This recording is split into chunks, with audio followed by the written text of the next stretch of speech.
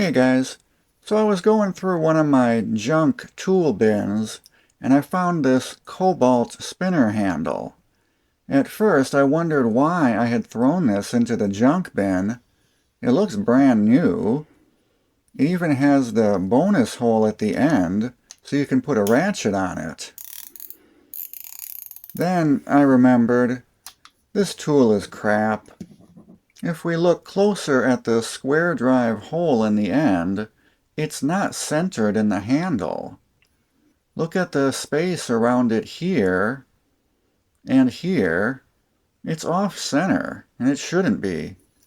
You'd think that there was a regular 6-inch extension pressed into the handle, but not so much.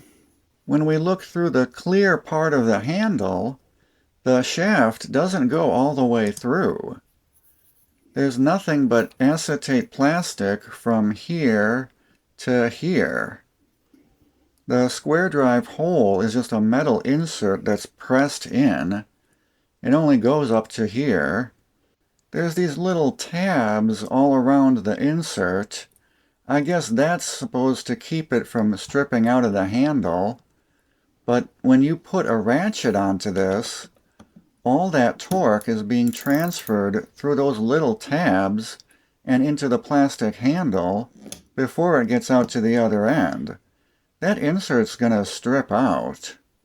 Another issue is there's no detents in the insert. There should be little detents in there to engage with the ball detent on the ratchet and keep it connected.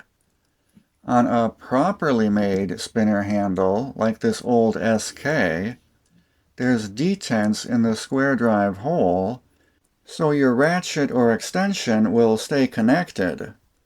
This one was actually properly made, so the extension shaft goes all the way through the handle. The Kobalt's got none of that. It's crap. I think Kobalt came out in '99.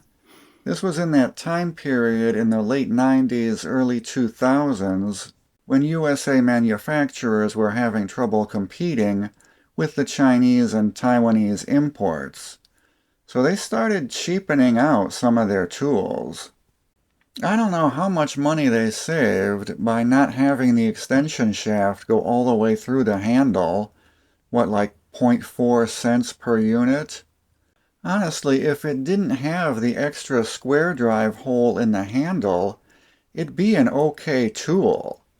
It's almost like they added that as an afterthought.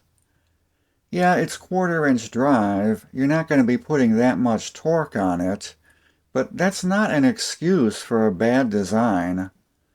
Oh well, back into the junk tool bin it goes. Goes to show that not everything made in the USA is top quality. We make crappy stuff here sometimes too. Alright, thanks for watching. Be sure to subscribe if you haven't already. See you later. Bye.